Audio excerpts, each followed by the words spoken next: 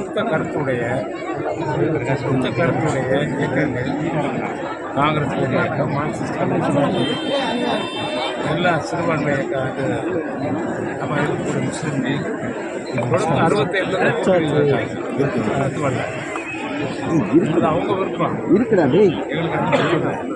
ஆனால் கூட்டணிங்கிறது கூட்டணி ஆட்சிக்கு நடக்காது. திமுக ஆட்சியிலே நடக்குது. ஆட்சியில் யாருக்கும் நாங்கள் பங்கு வழங்கியதே கிடையாது.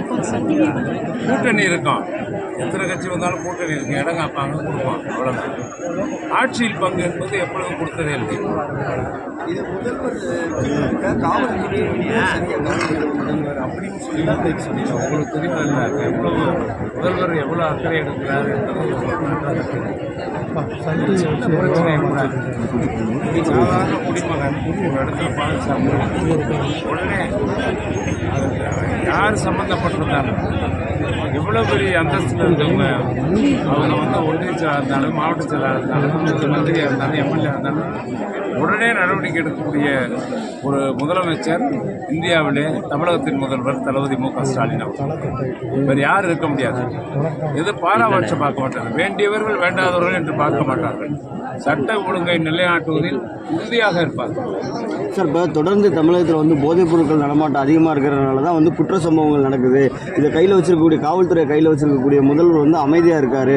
அதனால் கூடிய விரைவில் இதுக்கான நடவடிக்கைகள் தீவிரமாக எடுக்கணும் அப்படின்ற மாதிரி வர்றாங்க. உங்களுக்கு தெரியும், உங்களுக்கு முந்தைய ஆட்சி காலத்தில் அந்த ஆட்சியாளர்களே குட்கா வழக்கில் இருக்கிறார்கள்.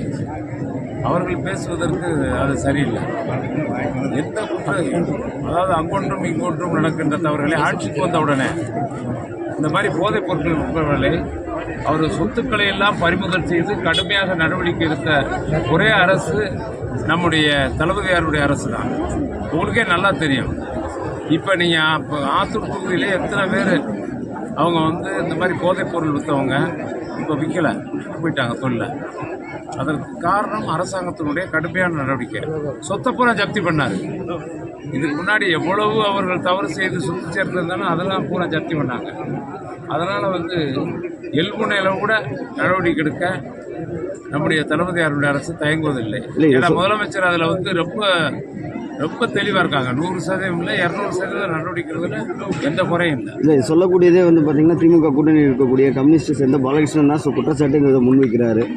அதாவது இப்போ இன்னைக்கு கமிஷனரை பார்க்க போகணும், நேற்று சொன்ன ப்ரெஸ் மீட்டில் ஏதாவது சொல்லியிருக்காரு. நீ கமிஷனரை பார்க்க போகணுன்னா கூட சென்னையில் டிஜிபியை பார்க்கணுன்னா கூட யாரும் அனுமதி கிடையாது, அந்தளவுக்கு காவல்துறை தூங்கிக்கிட்டு இருக்கு அப்படின்ற மாதிரி சொல்லியிருக்காரு.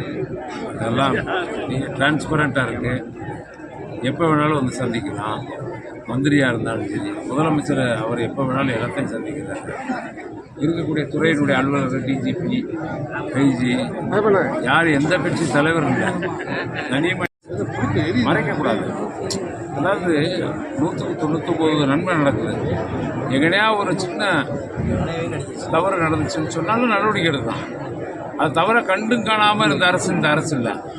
எப்பயுமே நம்ம விட்டதில்லை. யாராக இருந்தாலும் முதலமைச்சருடைய கவனத்திற்கு உடனே போயிடும். அவர் நடவடிக்கை கண்டிப்பாக எடுக்கிறார். அதில் அவருடைய அரசில் ஒரு அரசுக்கு ஒரு சிறிய கூட ஒரு கருப்புள்ளி